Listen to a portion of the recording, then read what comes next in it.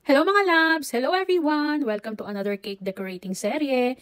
This time, cake naman for daddy ang gagawin natin. Woo! So ayan, naglagay ulit tayo ng chocolate ganache sa gitna bilang filling. And nilagyan natin ng dowels para hindi malaglag. Kagaya noon, nahati yung cake ko. Yung dowels na yan ang magsisilbing proteksyon para hindi bumigay o bumagsak yung second layer ng aking cake. Kung wala yung straw or dowels na yan, dudulas yung top layer ng aking cake. So ayan, maglalagay na tayo ng chocolate frosting and pakinisin lang natin. Bago ko nga pala ituloy ang aking pag-voice over, gusto ko lang po sanang hilingin na tapusin po ninyo ang video na ito at wag skip ang mga ads. Salamat po! Naglagay lang ako ng design, naglagay ako ng mga dot-dot, tapos i-spread ko lang siya. Ang cake na to ay minimalist cake. Simple design lang po.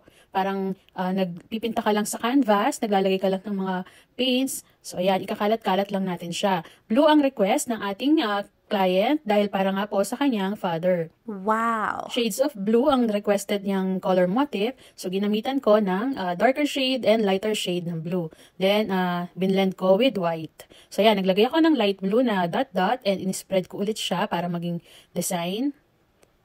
Ikakalat lang natin siya all over the cake. So, ayan nga. Naglagay rin ako sa ibabaw ng light blue. Ganyan lang po kasimple para lang kayong naglalaro. Ngayon kasi, mas preferred na ng mga tao yung simple designs lang ng cake. And plus, mas mura kasi kapag ganyan lang. So, naglagay na tayo ng message. Inuna ko muna yung dark blue. Kaya light blue yung second layer ng aking frosting sa ibabaw para makita yung dark blue ko na lettering. After nyan, para ma-highlight yung aking lettering, nilagyan ko ng white. Kung hindi nyo ma-perfect, pwede nyo namang ayusin or remedyohan gamit ang toothpick. Ganun lang po yung ginawa ko dun sa ibang mga sobra. So ayan, happy birthday daddy! Kung nagustuhan ninyo ang video na ito, please like and share and follow for more videos. Have a nice day everyone! Happy Sunday and God bless!